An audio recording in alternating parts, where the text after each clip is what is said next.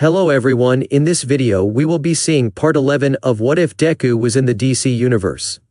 So be sure to stick around until the end. Let's get started. Snow was falling down from the clouds to the city of Metropolis. Small blankets of snow covered the streets as more and more decorations hung from the lamp posts and lights of different colors lit the entrances of different stores.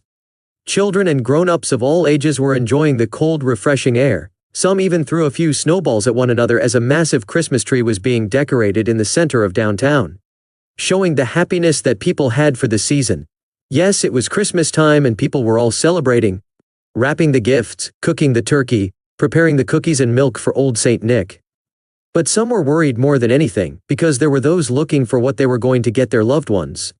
But back in front of the massive tree stood a certain team of superheroes. The Teen Titans, Diana, Kara, Barbara, Jessica, Zatanna, Karen and Izuku, all looked at the massive tree before them. They all stared in wonder at the green texture and branches being adorned with red, blue and silver spheres, a couple of angels here and there, and wrapped with many multicolored Christmas lights that had yet to be lit. All that was left was none other than the big star that was meant to be placed at the very top that very night before being turned on for the celebration. Wow! All the Titans said at the sight of the tree. Kinda gets you right here, am I right? Kara said, tapping her hand against where her heart was. It is so beautiful, Jessica said with dreamy eyes. Even if it is a fake tree, she added under her breath as to not ruin the mood. Never have I seen such a decorated tree back in Themyscira, Diana said with stars in her eyes. The cold certainly is hard to get used to. That is part of the magic of Christmas, Diana, Zatanna said to the Amazon. It is meant to show all the beauty that this time can be when people are all together. Yeah, that sounds about right, Izuku said as Karen and Barbara hugged each other looking at the tree. It also gets your mind off of the chaos of the time. Please, tell me more of this magical time that you all celebrate, Diana asked Izuku, holding both of his shoulders. That's right, this is not only our first Christmas as a team, but also Diana's first Christmas. We have so much to do, Barbara said before leading the team to their headquarters to discuss what to do for this holiday. The Teen Titans were now all gathered in the now decorated secret base of the young heroes. Barbara and Karen pulled a large blackboard in front of the team that were sitting on a group of chairs that they had pulled together. The gadget maker of the team began drawing different pictures ranging from snowmen to eggnog, from Christmas trees to singing carols, and from gifts to a picture of Santa Claus. All right, Diana, this is all you have to technically know, Barbara said before pointing to the board with a laser pointer. In the final days of December, people come together to celebrate the birth of the Christian Savior, but was then turned into a celebration for everyone to just come together and being nice and forgiving to those that did you wrong. Traditions for this event range from the decoration of a Christmas tree, trying and/or drinking eggnog, being nice to others and helping those in need. But more than anything, we have gift exchange, better known as Secret Santa. Diana raised her hand, showing that she had some questions. Yes, Diana, Barbara said. Who is this Secret Santa? Diana asked. Is he some sort of great warrior or hero? He isn't, Diana, Izuku replied somewhat awkwardly. Santa Claus or Saint Nick is the big man of Christmas, Barbara said, pointing to her drawing of the big red man. He flies through the skies in his sled pulled by his 8 flying reindeers, Dasher, Dancer, Prancer, Donner, Vixen, Cupid, Comet, and Blitzen. He flies during the night and comes into houses to give gifts to the kids that are on his nice list, and gives coal to those in the naughty list. Don't read too much into him breaking into people's houses, Karen added sheepishly. You could mistake him for a thief or something, Kara added nonchalantly. Gasp, this red man must be a descendant of Hermes himself. He must be a cunning thief to do such things and not be discovered, Diana said before drawing out her sword. We must be prepared should he come in while we are not awake. It's all right, no need to kill Santa, Izuku begged with fear of Diana trying something with that sword. You should explain what Secret Santa is, Babs, Zatanna suggested as the others tried to get the sword away from their leader. Right, Secret Santa is a simple and non-violent tradition, Barbara said before pulling a bowl filled with folded papers. In this bowl I have placed the names of everyone on this team. We will each pick out a name, and we shall get that person a gift, but remember to keep it secret from the rest. After convincing Diana that there was no need for her to wield the sword, Barbara held the bowl in the middle of the circle. One by one, they each pulled out a piece of paper. Once they all had their respective names, they all took a look. "Alright, we will meet here by the end of the week to exchange gifts," Barbara said. "But just so no one gets any funny ideas, the gift cannot be sex." This made Kara silently click her tongue in annoyance. "Second rule, you cannot ask the other person directly what they want. You have to guess or come up to a close enough assumption," Barbara explained. "Is there a budget that we have to work in?" Jessica asked. "Because I can make my gift no problem, van a estar bien bonitos." "There isn't a set budget, but we should keep that into account," Barbara said before thinking of what could be a decent budget. "If we can keep the gifts to say, no more than $300. That sound fair?" Karen asked the group. "I think that's fair," Zatanna said, already thinking of how to use her magic for the gift. "I can work with that," Izuku said with a smile. "Yeah, I can do that," Kara replied. "Then it is decided. In 5 days' time we shall return here and exchange our gifts as a sign of camaraderie and friendship to one another," Diana said before placing her hand in the middle. "Titans together." Soon enough the rest of the team gathered hands and placed them on top of Diana's. "Titans together," they all said before throwing their hands up. And so it began. In the next few days, the members of the Teen Titans each thought and searched for the perfect gifts for their respective Secret Santa. Diana entered the department store with a determined look on her face. She took in a deep breath, steeling herself to find the gift that she was meant to find. She would not fail in this quest. "Alright, the article that I seek should be on the 3rd floor of this store," Diana said, looking up. "This should be easy for a trained Amazon such as myself."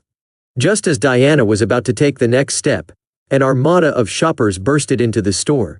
They easily ran past the member of the Teen Titans, leaving her in the dust. Diana stopped spinning and tried to regain her balance as a paper fluttered up to her face. Her eyes shot open as her eyes read what was on the paper. She grabbed the paper to get a better look at it. "What madness is this?" Diana said as she held the paper that said 50% off on all items on 3rd floor. Diana looked up to see all the people clawing their way up towards her target. She narrowed her eyes with determination before sprinting directly at the stairs. She jumped high in the air, grabbing hold of the railing of the 2nd floor before somersaulting to the 3rd floor, using her feet to push herself forward. She spun in the air twice before landing with the grace of a ballerina with her eyes closed. With a serious look she looked up as she felt her competition getting closer behind her. Diana ran fast towards the aisles looking for what she believed would be the best present. Her eyes scanned the different items before her eyes set on the perfect gift. "There you are," Diana said before the shouting of all the other shoppers caught her attention. "I must hurry." Diana took off directly at the item before her. She jumped and caught it with both arms before rolling to a stop. She held the black high-heel shoes she was looking for with pride. Nothing could ruin this moment for her, except for all the rabid shoppers before her.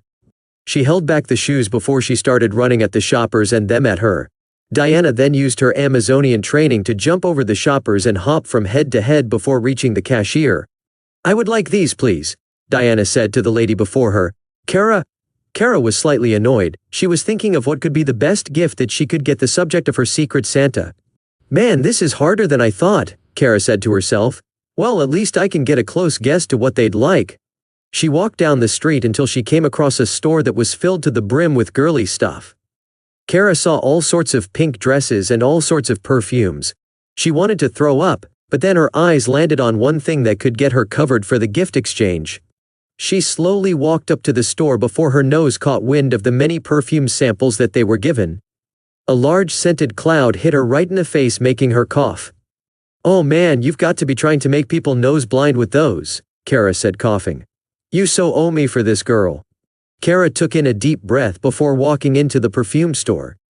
Every step she took made her eyes water. If she had paid more attention in history, she'd liken this place to walking through a World War I gas cloud without a mask. But she pushed her thoughts to the back of her head as she found the object that she was looking for. A bottle of Batman perfume. "I really do not want to know how this thing smells," Kara said before going to the register. "At least it's cheap." Zatanna sat on her bed looking through a list of things that she had been keeping for just this kind of occasion. She had her laptop open as she looked for the items for her list. "This should make things easier," Zatanna said to herself while chuckling. A magician always gets ready for the next act by knowing her audience. Sadly, most of the items on that list she had worked months on were unavailable, and that slightly frustrated her. Or, of course, Amazon would fail me in these times, Zatanna said before scratching another item off of her list. I have to find something that'll be liked. No, not this either. This one is over $300. Damn. Zatanna placed the list down and put away her computer before laying down on her bed. She let out a sigh to clear her mind in hopes of getting an answer to her problems. The temptation of using magic to make a gift appear was pulling at her, but she chastised herself for thinking of such an easy solution.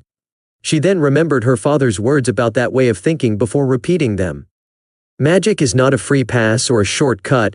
You work for what you want and never abuse what you have, Zatanna said to herself. Just then, an idea came to Zatanna's mind.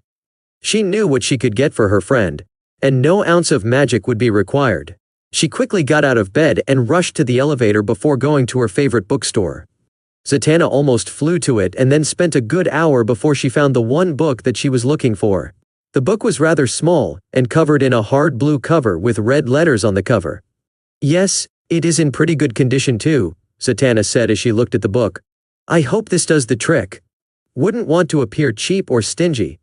Jessica walked through the botanical garden of Metropolis, looking at the different potted plants that she had been helping with during the weekends. She thought long and hard as she lifted another potted flower with red petals before putting it back down and picking a cactus. Now this one might be a great gift, Jessica said, holding up the small cactus.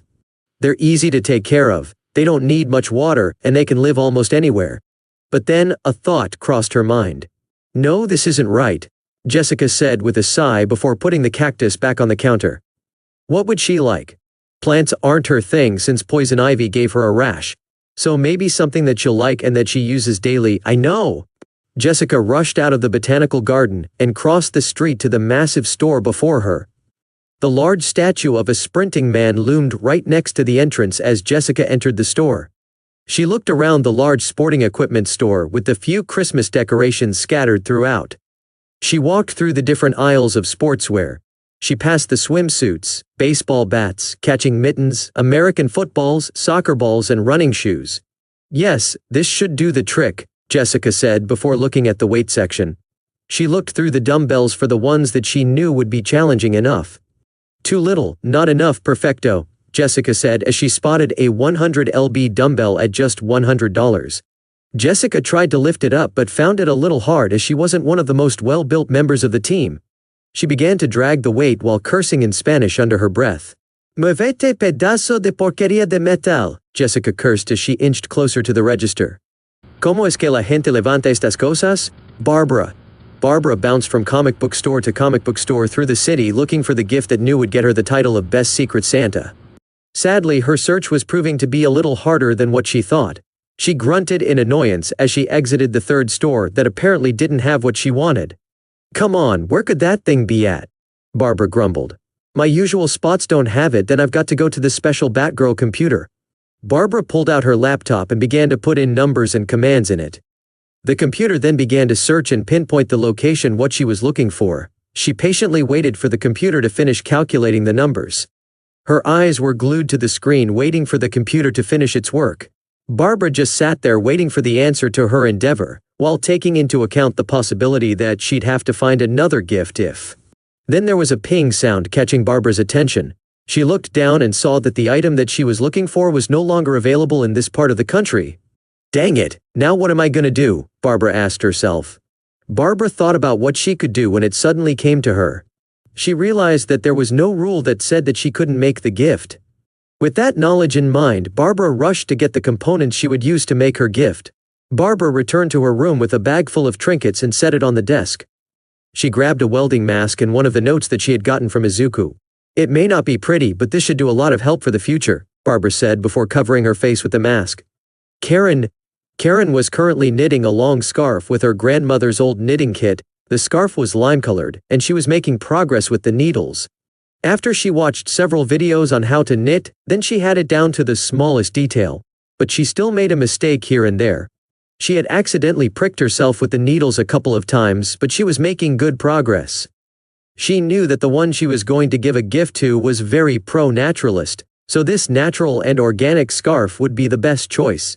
Alright, I'm almost halfway there, Karen said, hoping that this wouldn't fall into the ugly sweater category. It looks nice. So far. Karen continued on working before she heard a ding coming from the kitchen. Oh, cookies are ready, Karen said before going to the kitchen. Karen put on a couple of oven mitts before opening the oven. Inside she saw a tray filled with chocolate chips that were now just the right color. She grabbed hold of the tray and placed it on the cold counter of the kitchen before closing the oven and turning it off. Oh, these look so good, Karen said, resisting the urge of taking one of them. I don't think they'll miss one. Karen took one of the cookies and took a whiff of the sweet smell of the melted chocolate. She opened her mouth and took a bite out of the cookie. As soon as the cookie was inside her mouth, Karen's eyes shot open at the burning sensation of the cookie. Ow! Hot, hot, hot, hot, hot, hot! Karen screamed as she ran looking for water or milk to quench her burning mouth. Totally worth it though. Izuku. Izuku began thinking of what he could get the girl he had for Secret Santa. It would have to be something special since he knew that it was the first Christmas they spent as a team. He considered a book, but he knew that she had plenty of those, so he'd have to think of something else. It has to be something that she'll like, Izuku said to himself before an idea popped into his head. I know, I could look for it on the web. Izuku began surfing the web for any ideas as to what gift to give his friend. He had known her for a long time, and as such he could take a good guess as to what she'd like for a Christmas gift, but he wasn't sure if she would like it. So perhaps something that he could get her, something that reminded her of home. Then his eyes landed on the perfect gift that he could get for her. Alright, this one will do nicely and it fits the budget. Now all I've got to do is go find it, Izuku said before reaching for his coat and running out the door. Izuku quickly made his way to the General Mall in downtown Metropolis, where he hoped to find the present for his friend. He made his way all the way up to the top floor and began searching for the item that he had been searching for. He searched from top to bottom, but he was unable to find the item that he was looking for. Izuku sighed in defeat, thinking of what else he could get her. Just then he spotted the item that he was looking for. In front of Izuku was the coat that he was looking for. The coat that he was looking for was a jean jacket with a picture of a lion on the back, and had a bit of fur on the back of the neck, which made it resemble a lion's mane. He dashed towards the coat, and once he found the right size for it. Alright, now all I've got to do is wrap it and it'll be ready for the gift exchange, Izuku said with stars in his eyes. The days of the week passed quickly, and Friday had finally arrived. Each of the Teen Titans had gotten their gifts for Secret Santa exchange, and they wrapped them all as best as they could. They were meeting in their secret headquarters to show their wrapped gifts. Diana's gift was a box wrapped in a candy cane-themed paper with a green bow. Kara's was a small box, messily wrapped with a blue polka-dotted wrapping paper. Zatanna's was wrapped in a white paper, with stars scattered across. Jessica's gift was wrapped in a recycled lime green paper, with drawn-in mistletoes. Barbara's gift was wrapped in purple and yellow stripes with a yellow bow. Karen's gift was wrapped in a yellow bag with a silver bow. And Izuku's gift was wrapped in a red wrapping paper and a yellow puffy bow. They were all beautifully wrapped, well, most of them. Oh, come on, stupid bow, why won't you fluff? Kara growled as she tried to make her wrapping presentable. Here, Kara, you just trace the scissor across the string and here you go, Izuku explained while he traced a pair of scissors along a piece of string, making it fluff and curl. You sure one of your powers isn't perfect wrapping? Kara asked with a small grin while she picked up her gift. Not as far as I know, Izuku said, blushing slightly. Alright guys, let's go to Sweet Justice to get the exchange ready, Barbara said.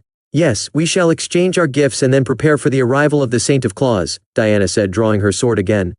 There's no need for that, Diana, Izuku said with a sweat drop. Yes, honey, there's no need to bring the sword out, Zatanna added as the team went up to the restaurant on top of their headquarters. Do not worry, Diana. No one shall take our gifts and Santa Claus shall not come here anytime soon, Jessica said. Let's get ready to celebrate, Barbara and Karen said as they all went up to the sweet shop. However, little did they know that there was something stirring in the night other than a mouse. On top of the rooftops, a certain jester wearing a red and black skin-tight suit jumped from one roof to the next with a bag and a mallet ready for mischief. Ha ha ha ha ha ha. Oh, I don't know what is it about Christmas, but it always makes me smile, Harley Quinn said with a chuckle. And Sing Harley jumped down to the next rooftop, splattering a snowman under her mallet. You're a mean one, Harley Quinn. You really are a heel. You're as cuddly as a cactus. You're as charming as an eel. Harley Quinn, Harley Quinn jumped in front of some shoppers with recently bought gifts, scaring them. She then swung her mallet, tripping them. With a smile on her face, she then stuffed the gifts in her bag. "You're a bad banana. With a greasy black peel. You're a vile one, Harley Quinn, you've got termites in your smile." Harley ran towards an armored vehicle before throwing a pie with a lit fuse at the window of the car. As soon as the pie hit, it blinded the drivers and forced them to stop, giving Harley the chance to open the back of the truck and fill her MITs with bags of money. She then left, laughing before continuing her song. "You've got all the tender sweetness of a seasick crocodile. You're a foul one, Harley Quinn. I wouldn't touch you with a 39-1/2-foot pole." Harley spotted a long buffet table filled with turkey, ham, cake, green beans, salad and pudding. She licked her lips before pulling out a modified vacuum. She aimed it at the table and turned it on. The red-clad jester chuckled as the food all was stuffed into her vacuum before being placed into the bigger bag. "You're a monster, Harley Quinn. Your heart's an empty hole. You have garlic in your soul. Harley Quinn." Harley pulled out a pair of binoculars as she scanned for her next score. She then saw a bunch of gifts in the hands of a group of teenagers heading for sweet justice. A sinister smile appeared on her face as she began to giggle maniacally. "Who's this mean hot gal with a red skin-tight suit? What you so mad for? Harley Quinn. Ha ha ha ha ha ha ha ha ha ha." Harley jumped from roof to roof towards the pier and sweet justice.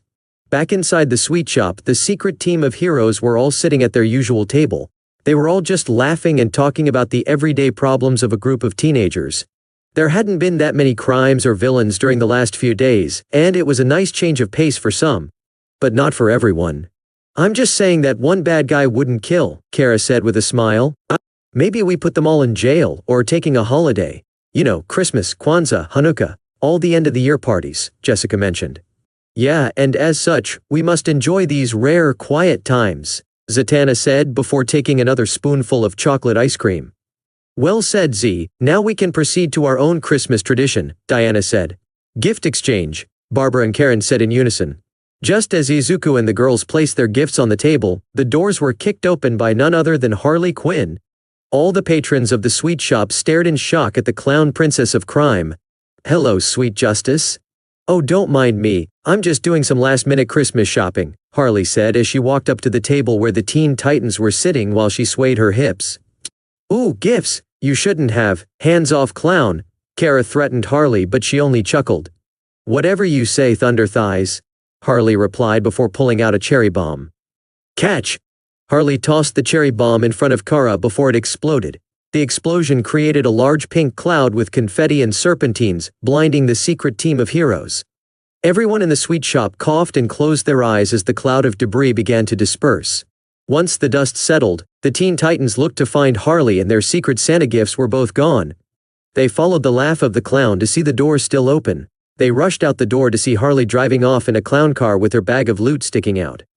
"Oh, she is going way down for that," Barbara said. "Well said, Barbara. Titans together," called out Diana as they all went to change into their hero uniforms. Harley drove off in her clown car, laughing all the way. "Man, I just love Christmas," Harley said before pulling out a picture of all the supervillain girls. "The gifts, the friends, the family, and all the loot you can steal. If only Ivy would let me get a Christmas tree." "Maybe she can get you one when you get out of jail," a voice called behind Harley. The clown girl turned around to see the entire team of Teen Titans jumping down on her. She only had enough time to gulp before she realized how done she was. "You want to let me off the hook for Christmas?" Harley asked, hoping that they'd show mercy. "Let us think about it," Wonder Woman said before running it over in her mind for a couple of seconds. "No." Harley couldn't even gulp as the Teen Titans jumped on her with everything that they had. In the blink of an eye, Harley was given to the cops, and all her ill-gotten loot had been returned to the original owners. The officers of the law thanked the heroes before taking the clown princess away. With the gifts returned to them, the Teen Titans went on to make their gift exchange once more. They returned to the pier now in their normal civilian clothes. They each had their gifts in hand and were ready for the exchange to take place. "All right, who would like to start?" Barbara asked, jumping from excitement. "I think that the only man of the team should start," Kara said, nudging Izuku to go on. "Are you sure you don't mind?" Izuku asked, blushing. "We don't mind, darling, now go on," Zatanna said with a smile. After swallowing his nerves, Izuku walked up to Diana and offered her his gift. "Here, Diana, This gift is for you, Izuku said while blushing and giving her the gift. Diana took hold of the present and slowly began to open it. Her eyes went wide at the sight of the jacket that he had gotten her. Izuku, it is beautiful, Diana said before putting it on. I love it. I remembered how you're not used to the cold, so I thought that you'd like something to keep you warm, Izuku said, scratching the back of his head. Thank you, Izuku, Diana said before kissing Izuku on the lips. Hey, come on. We said no sex, Diana. And if I can't have some, you can't either, Kara replied, causing the others to chuckle at the jealous Kryptonian. Sorry, Kara, let us continue then, Diana said, blushing in embarrassment with a smile. Since I just received my gift, I shall give mine to my friend Zatanna. Diana gave her gift to Zatanna, causing the magician's eyes to widen and gasp in surprise at what could be inside. She regained her composure before opening the gift before geeking out over the high heel shoes she'd just gotten. Oh my gosh, Diana. They're perfect. I've been looking for a good replacement for my last heels. Zatanna gushed over the heels before hugging Diana. Thank you so much, Diana. You are most welcomed, friend, Diana replied, before Zatanna put on the heels and began walking in them. Now it's my turn if I'm not mistaken, Zatanna said before presenting her gift to her friend. Karen, I've gotten you something special that I'm sure you'll use much better than I can. Karen looked at the wrapped gift and began to open her gift with curiosity. She gasped at the sight of the book in front of her. Ray Palmer's Small Guide of the Miniature World. I've been looking for this book for ages, Karen said before hugging Zatanna. Thank you, Z, this is great. You needn't thank me, little bumblebee, science is mostly your thing, Zatanna said, returning the hug. Karen then turned to Jessica and handed her her gift. The Hispanic woman wondered what could be in the small box. Here you go, Jessica, I think you'll like this, Karen said as she presented her gift to her. Jessica picked the box up and quickly opened the gift, and stars appeared in her eyes as she saw the knitted scarf that Karen had gotten her. Ay Dios mío, es hermosa. Thank you, Karen, you're amazing, Jessica said as she wrapped the scarf around her neck and hugged Karen in a tight embrace. I'm happy that you like it, Karen sheepishly said before breaking off the hug. I believe it is my turn now, Jessica said before struggling to lift her gift for Kara. Here you go, Kara. Kara easily lifted the gift and opened it to then gasp in total surprise. Awesome, a dumbbell? Just what I wanted. I don't remember why, but my old one was wrecked, Kara said while Izuku's sweat dropped behind her, remembering the way the old dumbbell was crushed. You're amazing, Jess. Kara hugged the green lantern, almost cracking her back, but not enough to hurt her. I'm happy you liked it, Jessica squeaked out. Well, Babs, you're up, Kara said before picking up the small box. I'm not sure if you'll like it though. Barbara tore apart the wrapping paper with great speed before gasping. The limited edition bat-scented perfume for the ladies of the night. Thank you so much, Kara, Barbara said before hugging the blonde woman. I don't want to know why you even want that, but I'll take it, Kara said before Barbara turned towards Izuku. Izuku, here you go, Barbara said, presenting the gift to Izuku. Thanks, Barbara, Izuku replied before taking out the gift. Izuku looked at the two gloves. They were white and had yellow knuckles on them and armored wrists. Wow, what are these? Izuku asked with curiosity. These babies are specialized gloves that are meant to help you better aim your flicks and your black whips. I used the same material you had on your old gloves, and made them more resistant for better use, Barbara explained. You'll now be able to fire 5 shots at the same time with little to no recoil. That's amazing! Thank you, Barbara, Izuku said before hugging the gadget girl. Merry Christmas, everyone, Barbara said as a faint laughter of ho ho ho ho ho ho could be heard in the background as snow began to fall over the city of Metropolis. It was a calm day in the city of Metropolis, but this was not in the minds of the city's resident hero team. The Teen Titans were doing their usual city patrol after school, looking for any crime to put an end to. But they were also keeping an eye out for someone special. Deku landed on one of the rooftops in front of the LexCorp building before the rest of the team landed next to him. Is the target inside? Wonder Woman asked. Yes, she just went in with a couple of bodyguards, Deku replied as Batgirl pulled out a pair of binoculars. Batgirl zoomed in with her gadget and saw the elevator door of the floor open to reveal Lena Luthor. The first major criminal that the team had faced had been released for good behavior, and was currently visiting her brother while their parents were out on a second honeymoon. She currently had an innocent smile on her face, but was being taken care of by 2 tall muscular bodyguards in black suits.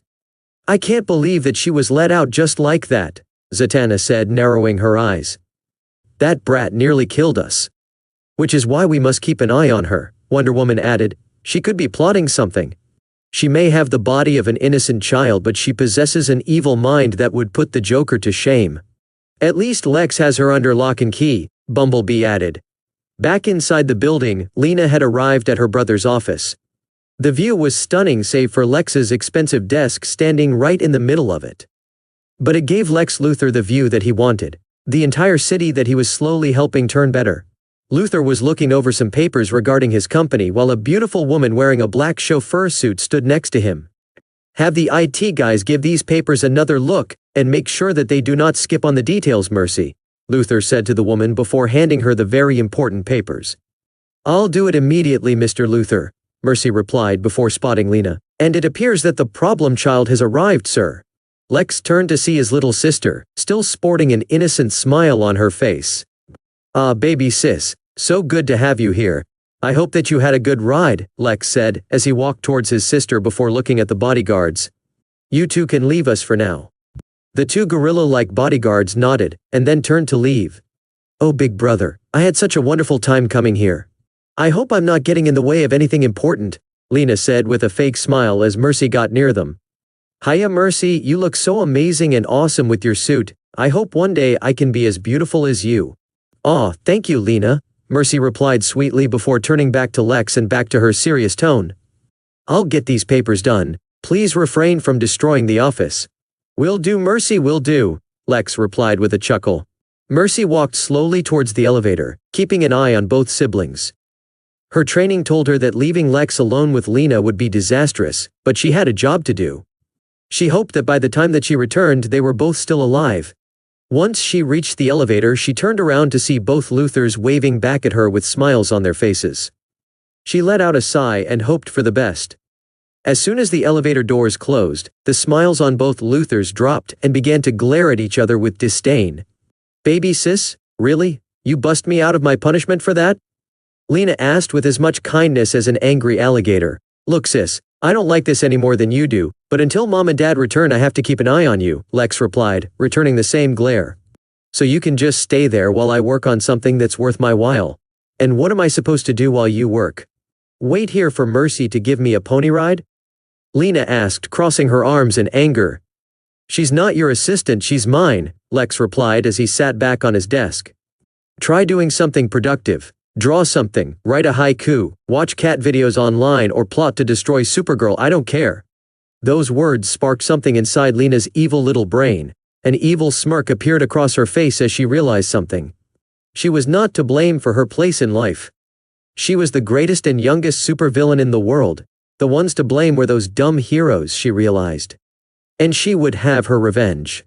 I think I'll do just that, Lena said with a sinister smile on her face. After hours of scouting the LexCorp building, the Teen Titans made their way back to their secret headquarters, with no more information than when they began. The young heroes were putting their civilian clothes back on as they discussed their day. Lena didn't appear to be up to anything, not with her brother keeping an eye on her, Izuku said as he put his white shirt back on. Dang, an entire day wasted, Kara said as she put her normal clothes back on. And we still don't know if Lena Luthor is planning anything.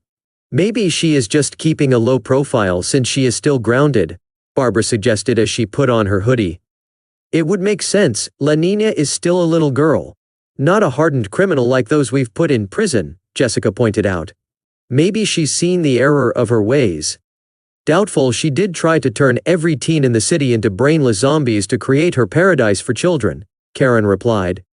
It also wouldn't be the first time that a villain had been doing something in secret, Zatanna mentioned as she looked over her makeup. Misdirection is not limited to magicians. Regardless, we must keep vigilant in case she tries something, Diana said. But we cannot compromise the security of the city to do so. We still have a duty to uphold as heroes. Just then the TV turned itself on, showing a newscast with Lois Lane as the anchor. Breaking news, Metropolis. We have a brand new hero in this city. What? Asked the Teen Titans looking at the screen. That's right people, here we have pictures and videos of this new hero, saving the day with all that girl power, in more ways than one. The TV then began showing different pictures of an attractive young woman with a blonde mane of hair wearing a white pantless suit with a short red cape draped to the side. She was seen catching a purse snatcher, bringing down a cat stuck in a tree, putting out a fire with super breath, and punching the criminal known as Dr. Light with super strength. As you can see people, this new girl in town is rocking the field. So far no one has been able to get a proper interview with this fiery upstart, but you cannot deny the good that she's been doing. Who is this new Supergirl? This has been Lois Lane with the news. I can't believe it, Kara said with her eyes wide open. Wow, guess we were paying too much attention to Lena, Izuku said. We need to get back to patrolling the city as to not leave it defenseless. Agreed, but we should also try to figure out who is this new hero, Diana said. She could be a valuable member of the team if she decided to join. She certainly could use a different uniform, leaving too much out there kinda leaves nothing to the imagination, Zatanna mentioned. Yeah, but she kinda looked familiar somehow, Jessica said. Maybe we saw her somewhere. Are you guys not noticing anything else? Kara abruptly asked. That she has a boob window in her suit? Barbara added. Yeah, that seems unnecessary, Karen added. But what are you talking about? Seriously? Super strength, flight, super breath and a red cape? Kara pointed out. This made Izuku connect the dots. Oh, she has similar powers to those of a Kryptonian, Izuku deduced. Thank you, Greenie, Kara said before turning to the TV. This chick is copying my style, she's so going down. Funny, I thought my style was better than yours. A voice called out from behind the team. The young heroes turned around and saw the woman from the news standing there. But now they got a better look at her, they realized who she really was. It was evil Kara. You, Kara said in rage. Hi sis, you look good, so do you girls. Greenie? Evil Kara said with a wink. By the way, I go by Galatea now. What are you doing here? Kara demanded of her twin. I'm trying to be a hero. Or at least a better person. Look, I know I screwed up last time, but I'm trying to be a better person, Galatea explained. So I decided to ditch the Supergirl suit and go for my own look, to show that I'm better than what I previously thought of myself. Especially with that boob window, Barbara muttered. I heard that, Galatea replied, causing Batgirl to jump. Listen, I'm just trying to do the right thing here and make up for all the mess that I made the first time. So with your permission, I would like to make things better, and if you think I'm getting out of hand, I'll leave and never come back. Deal? The Teen Titans turned to each other and started talking amongst themselves. Since this was a very delicate matter, they had to be very sure of their decisions. What do you guys think? Izuku asked the team. You guys can't be considering what she's saying, Kara replied. She's clearly up to no good. She's the evil version of me, remember? But why would she just come here and tell us her plans? She would know that we're now onto her and we could stop her, Barbara replied. True, but she is also a part of Kara, so we could at least try giving her a chance, Karen said. She just needs to limit herself. I agree with Karen, Jessica said. Todos tienen el derecho a una segunda oportunidad. People do deserve a second chance, but we can't be fooled if this is some sort of trick. Her previous actions would cast her as a dangerous individual, so we should keep an eye on her, Diana said to her team. And as a plus, we can give her a much better wardrobe, Zatanna added, which got a few raised eyebrows from her friends. Oh please, her choices might be sexy, but she's clearly a little bland. So we give her a chance? Izuku asked. If we're keeping an eye on her, we can stop her if she goes too far. Very well, all for giving Galatea a week trial. Raise your hand, Diana said while holding up her hand. Izuku, Jessica, Karen and Zatanna joined her by lifting her own hands. Really, Greenie? Well, whatever, Kara said before turning to her twin. I'm keeping my eyes on you, Galatea. Awesome, this is gonna be fun, Galatea said before turning to Izuku and blowing him a kiss. Looking forward to working with you, Greenie. Izuku blushed at the words of the even more flirty version of Kara, now named Galatea. He tried to keep his cool and wave back at her, but the feeling of Kara glaring daggers at him from behind made his blood run cold. And as such, the trial time of Power Girl, now known as Galatea, began under the watch of the Teen Titans. Monday. Wonder Woman and Batgirl were on patrol through the city with Power Girl right behind them, looking for any trouble that they could stop. The two members of the Teen Titans had decided to be the first to keep an eye on Power Girl, as to better keep an eye on her with a few tricks up their sleeves just in case she tried something funny. So from time to time they turned their gazes towards the blonde Kryptonian. As they were going from street to street looking for any signs of crime, Batgirl decided to do some investigating on the new hero. So Power Girl, why did you choose that name? Barbara asked, hoping to find some insight into the mind of Power Girl. Well, I wanted to stand out more than just another member of the super family, so I thought power would be cool, Power Girl replied calmly. Also, calling myself Superwoman would have made me sound older. Yeah, that makes sense, Batgirl said. But, aren't you technically younger than Supergirl? I mean, I guess, Power Girl replied in thought. Power Girl, Batgirl, we must remain vigilant. This is a patrol, remember? Wonder Woman said before an alarm got their attention. There, crime is afoot. The three superheroines rushed towards the origin of the sound. They spotted down on the street a man wearing a ski mask running out of a bank with a bag full of money. Without a second thought, the three superheroes took after the man. As the man fled with his ill-gotten loot, he was quickly cut off from his path, both Wonder Woman and Batgirl.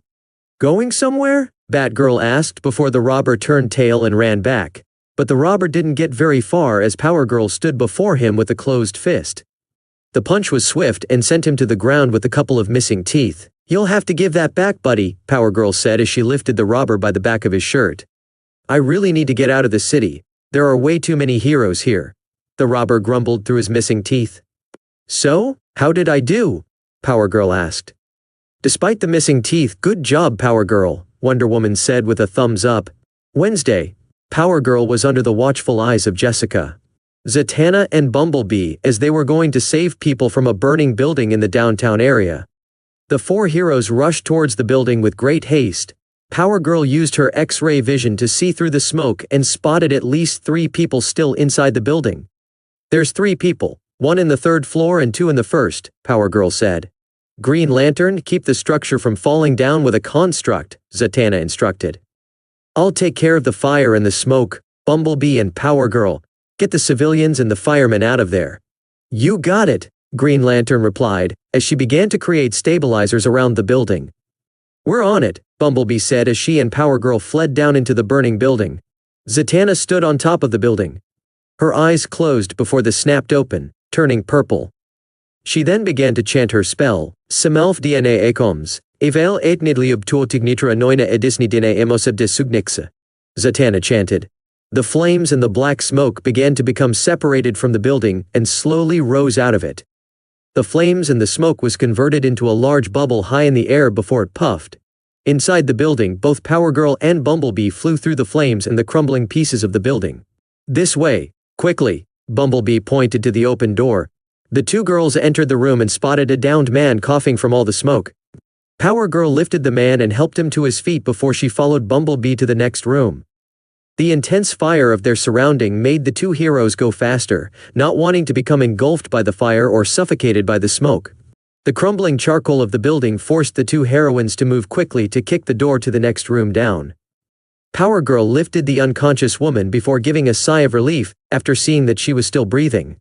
That should be it for this floor, Bumblebee said, pointing to the window. We can get them out through there. Power Girl opened the window, allowing Bumblebee to fly out and grow to her normal size. She then passed the 2 people to her, and Bumblebee took them safely to the ground where the firefighters were ready. There's 1 more person in the 3rd floor, Power Girl pointed out. I can get them in a second. Be careful, the place is still unstable, Bumblebee said as the clone of Kara took off through the door they came in through. Bumblebee took after her after shrinking back to her miniature size. She quickly flew through the building to catch up to Power Girl as the pieces of the building fell from all the damage that the fire had caused. Just then a piece of the ceiling almost crushed the tiny hero, but was swatted away from her by Power Girl. You alright, Bumblebee? Power Girl asked. Yes, thanks for the hand there, Bumblebee replied before they rushed to the last room. Shortly afterwards, the 2 heroes exited the building with a little kid holding onto Power Girl. They then gave the kid back to the boy's mom, and they all cheered for the heroes saving the day. Friday had arrived, and now it was the turn of Deku and Supergirl to keep an eye on Power Girl. Easy to say that Supergirl was not very thrilled to be in this position. They were all sitting by the docks keeping an eye on the different warehouses that were owned by LexCorp, as several bots were moving boxes. Alright, so what do we do? Power Girl asked. We've seen a lot of movements happening on the docks that have LexCorp written on them. We think that he may be up to something since he has been purchasing a lot of dangerous machinery, Deku explained to Kara's twin. Which means just sit and stay quiet, Supergirl added. We need to find out why this is happening, as much as we probably would like to go in and smash things. I don't prefer smashing things, Deku replied to Supergirl's comment. I was referring to me and my sister, Supergirl said, looking at Power Girl. Am I wrong? No, you're right, sis. I'd prefer to do some hot smashing if you get what I'm saying, Greenie, Power Girl said as she winked at Deku. Maybe after this whole mission we can get to know each other better. Maybe a spar or two, Greek style. A blushing Deku staggered back in response to that. He was aware that the woman next to him was Kara, but with less restrictions. But that didn't stop him from being surprised by her more refined flirting. Deku tried to respond to the words but found himself tongue-tied.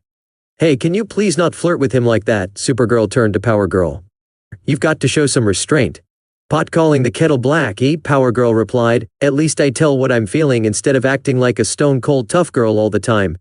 Tell me, Greenie, has my sister ever tried flirting instead of just teasing? Has she ever played to her feminine charms? I could show you so much that she hasn't. That's it. You are one word away from getting your butt kicked all the way to Atlantis, Supergirl said with a threatening glare. Hey guys, please, there's no need to fight, we can get along, Deku said, trying to defuse the situation. Remember, we're on a mission here. Both Kryptonian females glared at him and giving him the clear message of, keep away from this. Their eyes didn't even need the red color of the heat vision to get the intensity of the message across.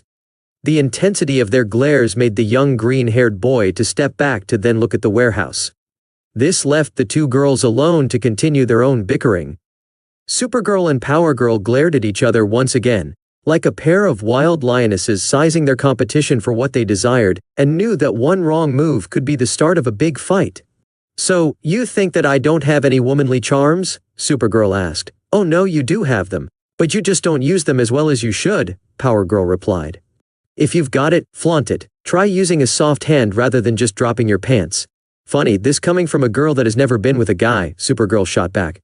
You can't preach what you have no experience in. We were split after you had sex with Greenie, so that means that I have just as much experience as you do, Power Girl replied. Now all I've got to get is a little bit more on the one-on-one experience with Greenie. Feel free to join if you want.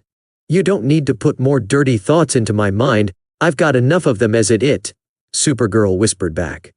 Now unless you want to fight me, I suggest you back off. Oh please, you think you can take me with fists when you won't even be willing to take me on a more womanly position?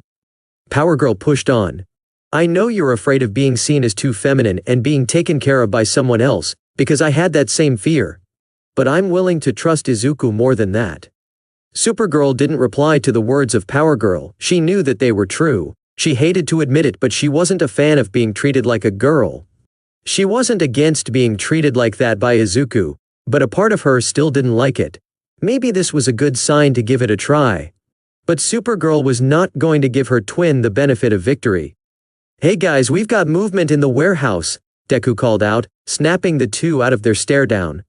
It looks like the robots are building something inside the warehouse. The three heroes looked towards the warehouse and saw the robots putting something together. They were able to see the machine thanks to the girls' X-ray vision. Suddenly a loud sound of energy got their attention. Then the machine appeared. A large purple robot with a green visor and the symbol of the company on its chest got up and busted through the warehouse. The giant robot charged at the city. It punched buildings and stomped cars into paper-thin folds with its large feet. The mechanical behemoth was going on a rampage against the entire city. The three heroes ran after the robot while keeping the civilians from any form of harm. So that's what they were building, Supergirl said as she caught a flying car. Kinda lame if you ask me. Why would Lex make his robots build that giant robot just to attack the city? Power Girl asked. Doesn't make a lot of sense. It's just attacking without a clear target. It must be looking for someone or something, Deku muttered. Just then, the robot turned around to see the three heroes catching up to it. Its visor then narrowed into the picture of both Deku and Supergirl. The robot then read, "Targets located," before heading towards the heroes. Guess it was looking for us, Supergirl said as the robot rose its arm high in an attempt to crush the heroes. Time to turn this tin can into scrap. The three heroes jumped out of the way of the incoming attack. While Supergirl and Power Girl flew directly at the face of the robot, Deku used his 10% of One for All's power to jump and climb at the robot, using the better grip that his new gloves gave him. Supergirl went towards the legs of the robot with her punch ready to shatter it, but Power Girl jumped in from above, getting the attention of the robot. It jumped back, making Supergirl miss and for Power Girl to smash a car. The robot spun in its place trying to swat away the heroes that were attacking it. The robot's arms tried to swing and crush the heroes, but their small sizes made it all the more difficult. Deku ran fast towards the face of the robot. He jumped towards it, pulling back his right leg before letting it go. The kick landed and sent the robot's head back slightly before one of the large metallic hands swatted him away. Power Girl spotted an opening to the robot's head and flew after it. "Time to take this trash can down," Power Girl said as she pulled back her fist. Supergirl saw this and refused to be outshined by her sister. "Oh no you don't," Supergirl said. She shot after Power Girl and kicked her out of the way. She then went after the robot's head herself. Just then, the robot's head snapped back, looking directly at Supergirl. Then from the visor came a green-colored laser that fired directly against the blonde member of the Teen Titans. The blast sent Supergirl flying back before crashing into a building, causing her to wince at the pain. "Ouch, that hurt," Supergirl said as she pulled herself out of the building. As Supergirl got back into the air, Power Girl appeared before her. "Hey, why did you do that?" Power Girl asked her sister. "I had that shot." "Yeah right, you just wanted another shot at being the star," Supergirl said. "We're taking this thing down. Right, Greenie? Actually I could use both of you helping me," Deku said as he was being crushed under the palm of the giant robot. "Please." Both Supergirl and Power Girl's eyes shot wide at the sight. "Greenie!" they both screamed. The two Kryptonian females turned towards each other. They knew that their bickering would have to be put on hold. If they were to be heroes, then they would have to work together to save people. And that included the young man that they both had strong feelings for. "Truce?" Power Girl asked. "You have to ask at this point?" Supergirl asked. "Yes, truce." The two girls flew directly at the giant robot with both of their fists pulled back before punching directly at the robot's hands. They punched through the metal with ease, freeing Deku from the robot's grip. They began flying around the robot to keep it distracted, like a pair of flies swirling around the head of a person. Deku used this chance to try out his new ability. He thrusted both of his arms forward, stretching out his fingers as if he would grab hold of the very air. He pictured himself catching the robot's head, and it happened. From both of Deku's hands shot two black tendrils that wrapped themselves around the robot's head. Deku pulled himself forward, catching up to both Supergirl and Power Girl. "Wow, Greenie, you're full of surprises," Power Girl said. "You haven't even seen anything yet," Supergirl said. "Let's put an end to this thing now," Deku said as they all got ready to take down the giant robot. Both Supergirl and Power Girl pulled back their fists and got ready to punch as Deku pulled back his legs before calling out his attack. "Shoot style, Chicago smash," Deku called out as they three struck the robot's head, creating a massive shockwave. The robot's head flew clean off from its body. The head landed far down on the street with a couple of bounces before the rest of the body followed it. "So, you think this has anything to do with a certain brat?" Supergirl asked as people cheered at the defeat of the robot. "Let's go tell the rest of the girls," Deku said, turning to Power Girl. "You want to bring in a criminal?" "Heck yeah, Greenie," Power Girl answered before they radioed in the rest of the Titans. Back inside the building of LexCorp, Lena grunted and huffed in a tantrum as she saw the video feedback of her robot being destroyed. She was literally fuming at the ears as the head bounced. She grabbed the remote control that she was working with and threw it at the other end of the room, shattering it. "Stupid teenage heroes, I'll get them for this," Lena said before she heard a ding. Just then Luther and Mercy walked into the room with a suitcase. Lena put her best innocent smile that she could pull off. "Good news, Squirt. Mom and Dad are back and I get you out of my hair," Lex said before handing her the case. "Oh, thanks Lex. I'll see you at home," Lena said as she grabbed the suitcase and zoomed past them to the elevator.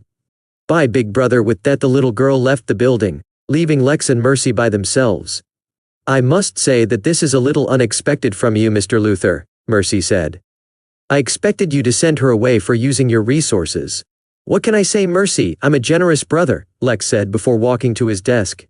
"And besides, Lena's little game showed me what my machines can really do. I'm sure that a few generals in the army would pay through the nose for one or two." "That was your P-plan?" Mercy asked, surprised. "Plus the authorities and my parents have been notified," Lex added. "So I win anyways." Lex picked up a remote control and pressed a button. A TV screen lowered itself and got turned on. The picture showed the image of Lena being scolded by her parents, while the cops were in the background waiting to take her in. Katsuki Bakugo had been known by many to not be the most patient of people, but now he was really being pushed to the limits of his mental strength. He was currently in one of the warehouses next to the harbor, the hideout of the city's villain girls. The girls were each doing their own thing on separate parts of the hideout. Giganta was bench pressing on her bed to keep her muscles in top shape. Livewire was flicking through the channels with a snap of her fingers. Star Sapphire was looking over her makeup with her vanity mirror. Poison Ivy was tending to her plants by feeding a Venus flytrap a fresh stack of bacon. And Catwoman and Harley Quinn talked to the male resident. He gritted his teeth as he sat on a chair while the villain girls talked to him about who knows what crap. In front of him were Selena Kyle in her cat-themed uniform and Harleen Quinzel with her costume. They had been talking for a good while, but he hadn't been paying attention to them. So as you can clearly see, we give you a lot of opportunity to exceed and get what you were looking for, Catwoman said, getting Katsuki to pay attention to her. So are you interested in joining our little team? We've got cake, Harley said, showing a chocolate cake with frosting. And if you have more than a sweet tooth, it can be arranged. Are you guys still on with this loser? Livewire asked from the couch she was sitting on. We don't need someone who doesn't know how to properly maintain his appearance, Star Sapphire said while she put on a little blush on her cheeks. I mean, have you seen his hero suit? It looks like a banger duct-taped grenades on his clothes. You shut your mouth. Bakugo snapped. I say we keep him on board. We could use some more brute force, Giganta said before throwing her weights. He could be fun to toy around with. But keep this in mind, jerk, I'm the strongest one in the team, and I ain't losing that spot to you. Giganta. There is no need for a competition here, Catwoman said to the muscle of the team. Yeah, no need for a dick measuring contest, Livewire said while changing channels. And only one of you has one. Ha ha ha ha ha. Must you be so crude? Poison Ivy asked. All I care about is that he keeps his damn explosions away from my babies, or I'll turn him into fertilizer. Bakugo only growled in response to the threats, insults and catcalls that the woman sent his way. He then looked back to the ones in front of him with a glare. However, both Catwoman and Harley Quinn seemed unfazed by his glare. Catwoman took in a deep breath before looking at Bakugo once more with a smile. So, as you can see, we are a colorful group of girls. But tell me, what is your decision? Catwoman asked, hoping to hear what she wanted. She knew that Bakugo was very prideful, but she also knew that he would do whatever he had to in order to get his goal. If she played her cards right, she would get the boy to bite her bait and would work for her. After all, she had explained everything as detailed as she could. And once he agreed, she would be able to take on the Titans on an even playing field. Oh, the ideas that her mind was cooking up were so fun that she couldn't wait to test them all. Could you remind me what you want and who you are again? I sorta stopped paying attention after that clown chick began throwing confetti, Bakugo said in a deadpan tone. This response made Catwoman's thought train to come crashing. Wait, what? Catwoman asked. I said that all your words were so lame that they became white noise for me, Bakugo replied. Are you kidding me, Ark? Catwoman growled. Fine, let me start over. We are a group of what you would call vigilantes, and we are looking to expand our reach. However, as you've seen, there's a big competition between us and the Teen Titans. They're a bunch of meanies, Harley added. Yes, Harley, they are. So we would love it if you, a young man with drive and great power, joined us, Catwoman said. We see a lot of potential in you and we wouldn't get in your way in any way, given that you work with us. As for introductions, I'm Harley Quinn, Jester Extraordinaire. Harley said, giving out her hand to Bakugo. This here is Catwoman, our cat burglar expert, she said, pointing to Catwoman, who sighed. Harley then jumped over Bakugo and stood in between Star Sapphire and Livewire. Back here we've got Livewire and Star Sapphire. Don't let their looks fool you, they both pack a punch, Harley said, pointing to the two girls. Livewire is our sparky blasting spitfire with a rebel attitude, and Star Sapphire here is our lovable yet deadly beauty of the Violet Lantern Corps. Hey, do you think this is sparky? Livewire asked while holding up her hand filled with electricity. Careful, you'll smudge my makeup, Star Sapphire snarled at the clown. Harley jumped from the couch and landed behind Poison Ivy. She held her by the shoulders and pulled her in front of Bakugo. The redhead was slightly terrified by the growling face of Bakugo. This is Red, better known as Poison Ivy. She's our resident brain behind the scenes, Harley announced. Don't let her leafy exterior fool ya, she's a brainiac and can think of 10 different ways to use her plants to make you squirm. Hello there, Poison Ivy said without much excitement. Get burned, tree shrub, Bakugo replied with just as much animosity. I see we'll never be friends, Poison Ivy replied. Harley then cartwheeled all the way to Giganta as she was swallowing a protein milkshake straight from the blender. Harley then jumped on top of Giganta, causing her to choke on the milkshake. And this gal is Giganta for obvious reasons. You want muscle? This gal is tons of fun to have in your corner, Harley said before Giganta pulled her off of her and threatened to punch her head off. And all the weight is muscle, not an inch of fat, except for her b-boobs, I think. I've never really had an answer for Tat. Enough of this, Harley, Catwoman said, getting the attention of the male in the room. So, as for our powers, we won't divulge that information just yet. So are you in or out, Bakugo? Bakugo got off of his chair and flashed a savage grin at the cat burglar. The sight of that grin made Catwoman's hand twitch and almost pull out her whip. You broads think that I need some chick squad to reach the top? Don't make me laugh, Bakugo declared, causing all the girls to glare daggers at him. I'll win with my power and my power alone, because I am awesome and everyone else just isn't. Catwoman's left eyelid twitched at the amount of smugness that the young man before her had. She had met many heroes with big egos, that boy Green Lantern was a good example, but this boy was on a league all of his own. He needed to be humbled and quickly, she thought as a cat-like grin grew on her face. If that's the case, then why don't you come with us in a test run, Catwoman suggested as she walked up to Bakugo while swaying her hips. If you don't need us, then you can go. But if you change your mind. Bakugo thought about what the cat lady had just said, but to think that he of all people needed help or a team was laughable.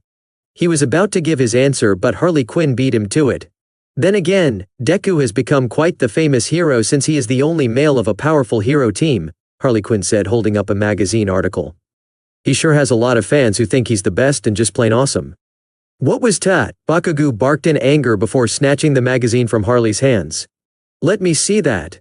Bakugo looked down to the article in his hands. A picture of the Teen Titans surrounded by people cheering for them laid above the written article.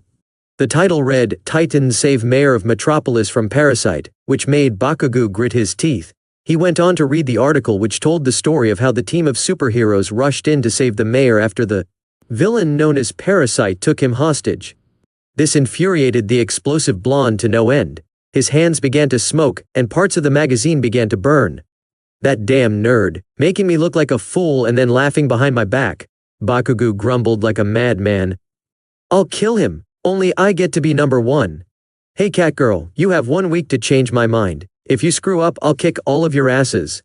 At least he could invite us dinner or something, Livewire whispered to Giganta and Star Sapphire, causing them to laugh. But the laughter didn't last long. Bakugo jumped at them with explosions flaring up in his hands. He landed in front of them and detonated his explosion on top of them. All 3 of the villain girls were blown into the water of the harbor outside of the hideout, as Bakugo grunted like a starving animal. Anyone else want to make a quip at my expense?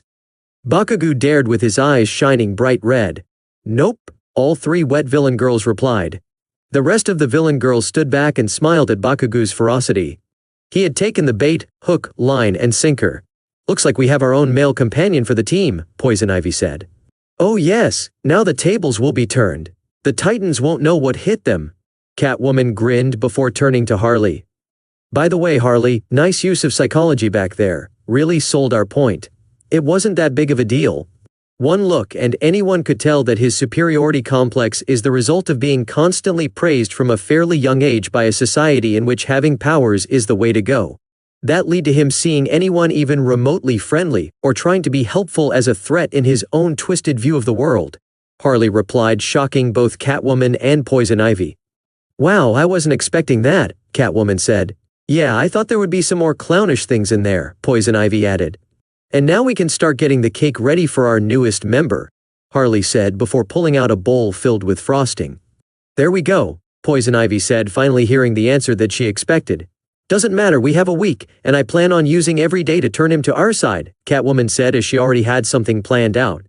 Night had fallen on Metropolis, and the villain girls had taken Bakugo on what they like to call a patrol. They had all gotten into their uniforms and were going through the dark streets of the city. They approached one of the worst parts of the city, suicide slums. All sorts of criminals, thieves, lowlives and worse called that place home. And the villain girls were going to use that to get Bakugo on their side. Any reason we're in this shitty part of the city? Bakugo asked Catwoman. If you want to be the best, you've got to take down the worst. Here or in Japan, Catwoman said before pointing to a car thief mid-robbery. Would you like me to do the honors, just to show you how we roll? Hell no, this one is pretty lame. I'll take him down in 5 seconds flat. Bakugo jumped, before propelling himself down towards the thief. Bakugo prepared his explosions before the thief even saw him coming. Say goodbye, scumbag, Bakugo yelled before blasting him away with an explosion. Die. At the sound of explosions, more and more criminals got out of their hiding spots and saw Bakugo smirking like a madman. Fueled by fear or anger, the criminals all rushed at Bakugo with the intent to kill. Bakugo cracked his knuckles before jumping at them. He spun around with his explosions detonating a blast in front of one of the criminals. Just as another criminal pulled out a knife against the young hero, the explosion user swung a sharp right hook and blasted him directly in the face. A car drove towards Bakugo, but he saw it coming and aimed his right gauntlet at it before pulling the pin. A blast of explosive fire tore through the car, casting a terrifying shadow on Bakugo's face.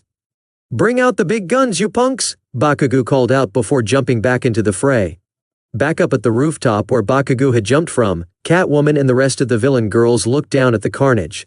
Damn, that guy is a walking napalm bomb, Livewire said, slightly terrified. Looks like fun, Harley Quinn said with a giggle. I could have done that without much fire, Giganta said under her breath. It is kinda hot though. Why did you sick him on these guys anyway? Star Sapphire asked Catwoman. Because of the stash that gang has in their place, Catwoman said, pointing to the building where the thugs were coming from. There is about 50 grand worth of art pieces in there. And then we can tell him that there are some more jerks to prove wrong in the next hit. Ooh, I like the way you think, kitty, Harley said, giggling like a little schoolgirl. We gotta get going then, 'cause Sparky Boom Boy is almost done down there, Livewire said. With that said, the villain girls jumped into action. Catwoman jumped high into the air and swiftly whipped out her whip and struck at the window of the building in front of them. The window shattered, but no one noticed it when the street below was being a reenactment World War II. The cat burglar slipped in with ease.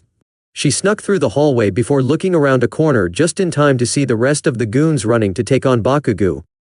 She spotted the safe where the art pieces were kept and then pounced. She rolled into the room and slowly placed her ear onto the locked safe. Catwoman took hold of the combination lock and began to turn it. She patiently waited to hear the clicks, which was hard with the explosions happening outside. She called upon all the times she did this same thing and shortly heard a click. A smile appeared on Catwoman's face before she grabbed the handle and opened the safe. Perfect, Catwoman said before pulling out one of the paintings. Now to call the girls. Shortly she signaled the others to follow her inside. Livewire turned herself into electricity and zapped herself through the electric lines into the building right next to Catwoman. Star Sapphire used her ring to fly herself across her street and got into the building with ease. Poison Ivy created a bridge with her plants and easily walked into the building followed by Harley Quinn. All but Giganta went in. Catwoman signaled her to go down and keep Bakugo busy. He'll get suspicious if we all get in here, Catwoman said. Keep him occupied. Bash lots of skulls if you have to. With a smile on Giganta's face, she jumped down as Bakugo began to feel the strain of his powers. Just as the last few criminals aimed their guns at him, Giganta landed on the street with a powerful shockwave. The muscular villainess charged at the other criminals, swatting them away with a swing of her right arm. She sent them flying before grabbing another car and flung it at the remaining goons that were trying to get back up. Bakugo looked at the tall Amazonian woman who was smiling at him. What the hell are you doing here, you gorilla woman? Bakugo growled. I figured I could use the exercise, Giganta said before cracking her knuckles. Besides, you weren't looking too good. Let me show you how we do things here in the US. Giganta saw some patrol cop cars coming their way. Time to go, Giganta said, before pulling Bakugo under her arm and run away as the police got to the site. Don't want the cops to think of us as villains now, would we?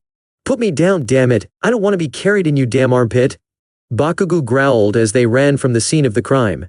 Unbeknownst to the police, however, the rest of the villain girls had gotten all the paintings out of the building. They of course saw the whole escape from the rooftop, and some couldn't help but express their thoughts and laughter. With that tone and vicious look he has, this is the most action he can get for free, Livewire said, chuckling.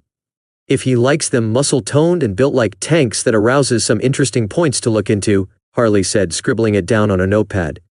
Don't start drooling now, girls, time for the next hit, Catwoman said as she pulled out her phone. She began scrolling through her pictures until she found the next item on her list of heists. Next stop, the Animal Gang hideout. They had recently taken a large sum of money from the bank by use of explosives.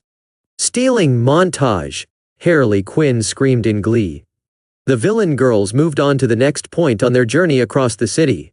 Bakugo and Giganta faced off against the Toymaker and his army of toy tanks. Bakugo blasted back all the tanks and Giganta squashed them with her massive size. While in the shadows, the villain girls hijacked all the loot that the Toymaker was trying to steal. Giganta punched a large robot towards Bakugo, and he sent it back to her with a combined blast of his own. The robot flew past the tall muscular woman, which caused Bakugo to laugh out loud. That's 12-11, Bakugo boldly claimed. I win. Rematch, Giganta demanded. While the two forces of chaos played their extreme version of tennis.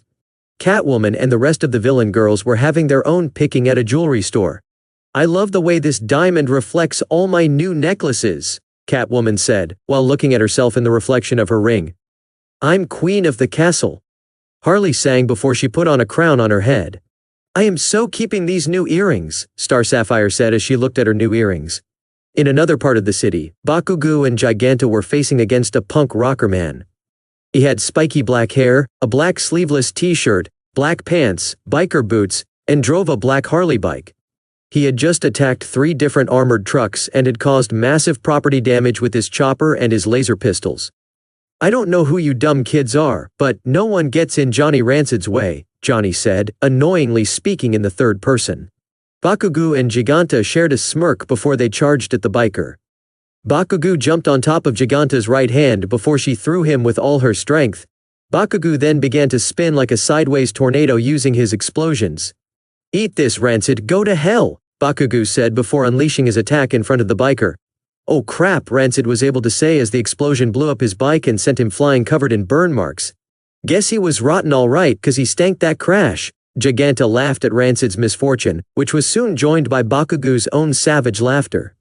As both Bakugo and his strong backup muscular woman laughed their hearts out, Catwoman and the rest of the villain girls were filling up their new stolen car with all the money bags and loot that they had just acquired. With smiles on their faces, they decided to pick up their friend and the explosive boy and call it a night. Time to go, ladies, Catwoman said before honking the horn. We've got some new things to spruce up the hideout, Livewire said with a crackle. Bakugo and Giganta jumped in and the group drove off laughing. The night had been a success, in regards of their heists at least. The villain girls were sure that Bakugo was wrapped around their fingers. He was a nice added muscle, and he was a good partner of Giganta, and was no slouch on the brain department. If they could keep the charade long enough, then the next time they faced against the Teen Titans, maybe, just maybe, they'll have the upper hand. The group made it back to their hideout, and as Giganta and Bakugo went into the warehouse, the rest of the group unloaded their ill-gotten loot. Inside the hideout, Giganta and Bakugo had gotten some sodas to celebrate their night of ass-kicking. You weren't too bad out there, mini-bomber, Giganta said before taking a sip of her soda. We make quite the destructive force. You weren't bad yourself, sweet thing, Bakugo replied with a jagged smile. Of course I was much cooler than you. Though I'm surprised that you are able to keep up with all those muscles. These babies aren't just for show. Come on, cop a feel of these arms, Giganta said, flexing her arm. I am no softy. Muscles or not, I'm still better than you all, Bakugo shot back before they both started laughing.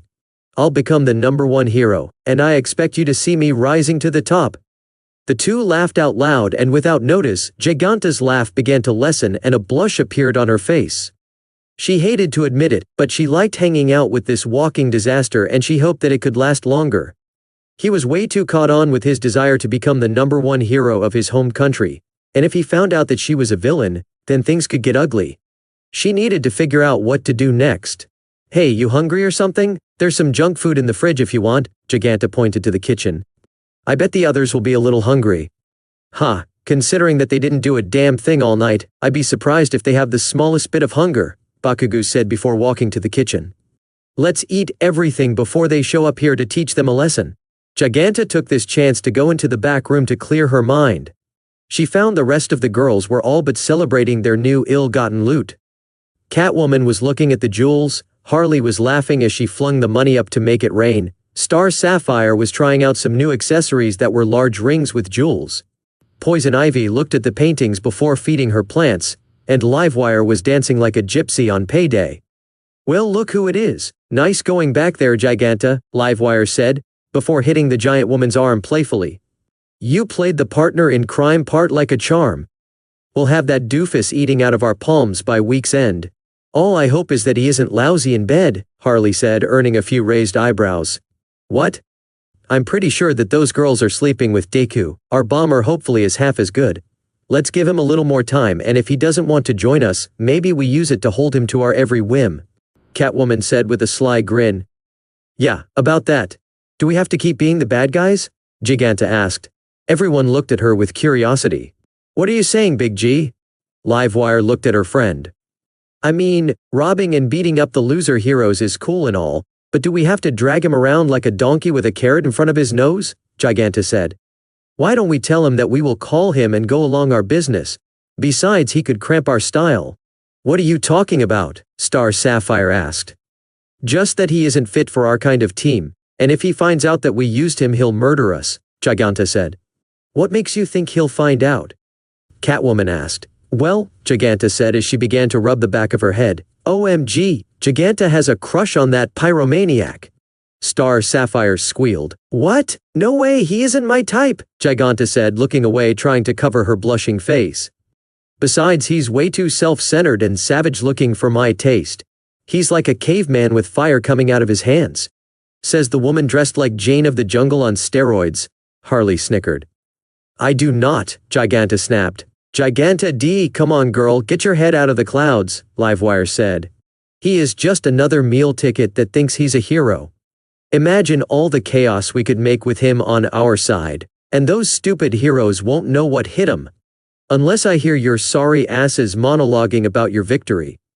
The villain girls turned around to see a very angry Bakugo standing at the entrance. Uh-oh, Harley said. In our defense, you wouldn't have found out at least a few weeks. Bakugo jumped at the villain girls, igniting his power for a savage attack. He tackled Harley Quinn before grabbing her by the wrist and spun around with his power, spinning faster and faster before throwing her into Livewire. He then propelled himself forward with his explosions before kneeing Poison Ivy in the face. You bitches are going to pay for making a fool of myself. Bakugo screamed as his hands were filled with explosions. Bakugo jumped at the other girls when Catwoman pulled out her whip. She wrapped Bakugo's arm and flung him at the wall. Bakugo bounced back before he fired up his power once more and flew him in the air, and blasted himself forward against Catwoman. She jumped out of the way, giving the opening for Star Sapphire to fire her fiery heart construct at Bakugo. He rolled out of the way before detonating another blast to fly out of the way. You ain't getting out of here in one piece, boy toy, Livewire said, charging an electric blast. Bring it on, outlet bitch, Bakugo shot back before placing his palm on his hand and firing another blast. AP shooter. A concentrated blast flew directly at Livewire as she fired her own attack. The attacks collided, creating an explosion that knocked them both back. Bakugo got back to his feet but felt how his arms stung. Using his power so often in one night was taking its toll on him. He hated to admit it, but he had to get out of there before he was captured.